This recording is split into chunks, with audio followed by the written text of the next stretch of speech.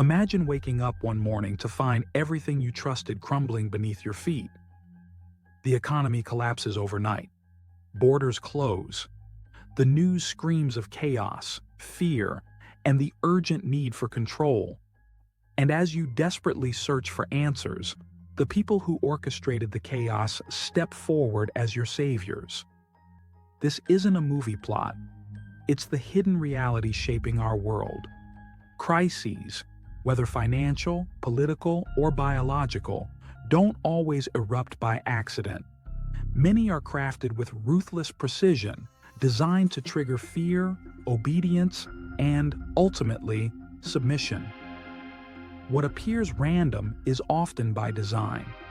Throughout history, moments of panic have always been golden opportunities for the few in power. A devastated population will accept solutions they would normally resist. They will trade freedom for the illusion of safety, hand over autonomy for promises of order.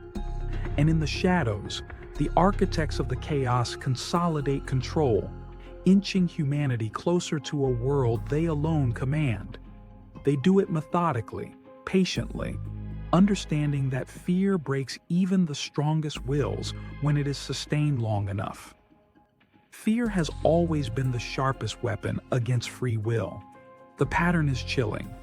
A sudden economic crash sweeps through the markets, wiping out small businesses, families, and communities. In the smoke of destruction, billion-dollar bailouts quietly flow into the pockets of the already powerful. Regulations tighten, not to protect you, but to choke competition and concentrate wealth even further. Every rescue plan has strings attached. Every emergency measure comes with a silent cost: your independence. The illusion of protection is more dangerous than open oppression because it disguises itself as care. And as dependency deepens, so too does the leash that binds entire populations to their handlers. Political upheavals follow the same blueprint. Protests erupt, instability spreads, governments fall. Then, from the rubble, new leaders rise, leaders promising unity, prosperity, and peace. Yet behind their smiles lies the true agenda: stricter surveillance, heavier censorship, new systems of control disguised as necessary reforms. Each crisis pushes the boundaries of what the public will tolerate. Each time, the chains grow tighter, but they are wrapped so carefully that many don't even feel them closing. Freedom doesn't vanish overnight. It is eroded, chipped away piece by piece until nothing remains but a memory of what once was. And when memory fades, so too does the will to resist. Even health emergencies have been weaponized. Global panic, border closures, mandatory measures, each step framed as for your protection. But when fear becomes the currency, those who control the narrative control the world. Questions are silenced, alternative viewpoints crushed. The public, disoriented and frightened, clings to the very institutions tightening the noose around their lives. Those who dare to question are labeled dangerous, irresponsible, or worse, enemies of the collective good. The machinery of consensus is ruthless. It isolates, demonizes, and ultimately neutralizes dissent. It's no coincidence that technology has advanced lockstep with these crises. Mass data collection, digital IDs, real-time surveillance, all justified by the need to keep you safe. The same technologies that promise convenience are building an invisible cage around your life. Step by step, a digital infrastructure is rising, one that could monitor, predict, and control your every move. The more crises they unleash, the more willing the masses become to accept it. Resistance is recast as recklessness. Compliance becomes virtue. And soon, refusal to comply will not merely be frowned upon, it will be impossible. The walls will close in, silently, efficiently, until there is no exit. Behind every unforeseen disaster, there is a blueprint. Think tanks, simulations, policy papers, all outlining solutions long before the problems erupt. The fingerprints of the powerful are all over the events that reshape our lives. After each catastrophe, the same faces return to the stage, offering salvation at a steep price. They present themselves as indispensable guardians, as necessary saviors, while tightening the grip that will eventually choke the last breaths of freedom. Their loyalty is not to the people. It is to control, to dominion, to the endless expansion of their own influence. They understand human psychology. Fear paralyzes critical thinking. Panic erases memory. In the heat of a crisis, populations forget the last betrayal, the last manipulation. They seek only safety. And those who created the danger know exactly how to offer just enough comfort to cement their dominance.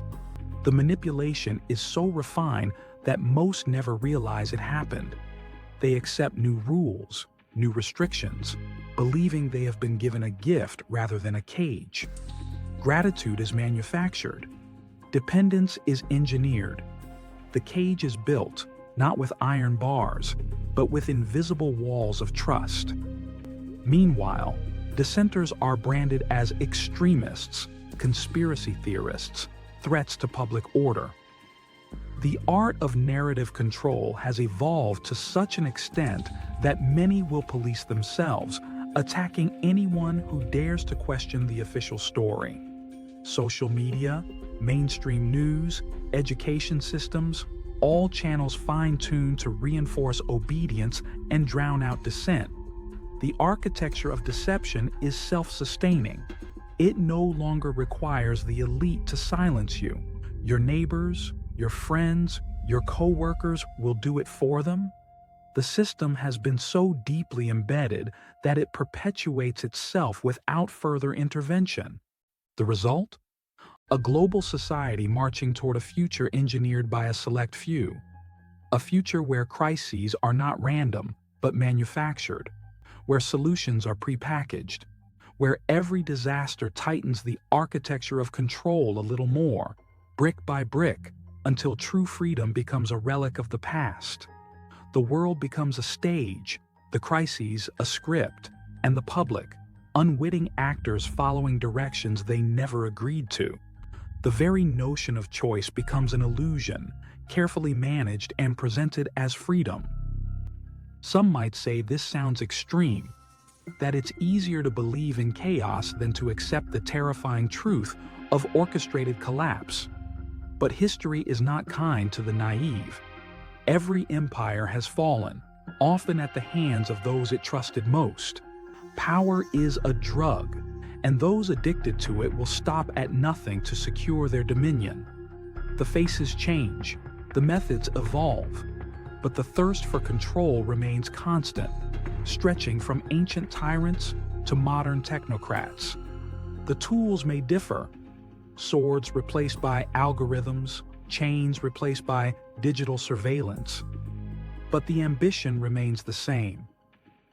Look closer at the patterns, the sudden financial shocks that conveniently enrich multinational corporations, the unexpected conflicts that open doors for regime changes favorable to global interests, the natural disasters that lead to sweeping land grabs and displacement. Behind the smoke and mirrors, the beneficiaries remain the same. They thrive on disaster because disaster is their most profitable commodity. Every crisis is an opportunity dressed as misfortune. When you hear about unprecedented events, unforeseen emergencies, unexpected downturns, ask yourself, who profits? Who gains power? Who steps onto the podium offering solutions no one asked for, but everyone is too desperate to refuse? Follow the money, follow the influence, and the truth becomes painfully clear. In a world where coincidences align too perfectly, it becomes irrational to believe that everything is random, because that's the game. Create the problem, amplify the fear, offer the cure, repeat. It is a cycle so effective, so deeply embedded in the fabric of our societies, that breaking free requires not just awareness, but extraordinary courage. Courage to see, courage to speak, courage to resist. The greatest trick of the elite isn't just creating crises, it's convincing you that you need them to survive. It's forging a psychological dependency so profound that without their guidance, without their systems, you feel helpless. In reality, it is they who create the very dangers they pretend to shield you from. They build the fires and then sell you the water, always ensuring you remain too weak, too grateful, too afraid to question their role. They are both the arsonists and the firefighters, the creators of the storm and the sellers of shelter. But awareness is the antidote. Recognizing the cycle is the first step toward breaking free. True freedom begins when you stop reacting to fear and start questioning the forces that demand your obedience. It begins when you refuse to trade liberty for security, no matter how desperate the times may seem. Freedom demands vigilance. It demands skepticism. It demands the willingness to stand alone when necessary. This isn't a battle fought with weapons. It's a war for your mind, your will, your consent. And every moment you stay asleep, the architects of crisis build another layer of your cage.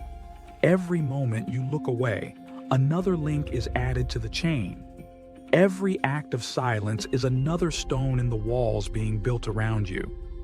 You have the power to see through the illusion, to understand that chaos is often engineered, that fear is a tool, that crises are currencies in a marketplace where your freedom is the ultimate commodity. And once you see it, once you understand it, you cannot unsee it. You cannot return to ignorance. The choice becomes stark: submission or sovereignty. The question is, how long will you keep selling it? How long will you keep exchanging your birthright for the fleeting comfort of false security? How long will you believe the lies instead of confronting the brutal truths? The time to wake up is now, before the cage becomes so complete that escape is no longer even a possibility. Before the illusion becomes your reality. Before freedom is nothing more than a distant memory whispered in forgotten songs.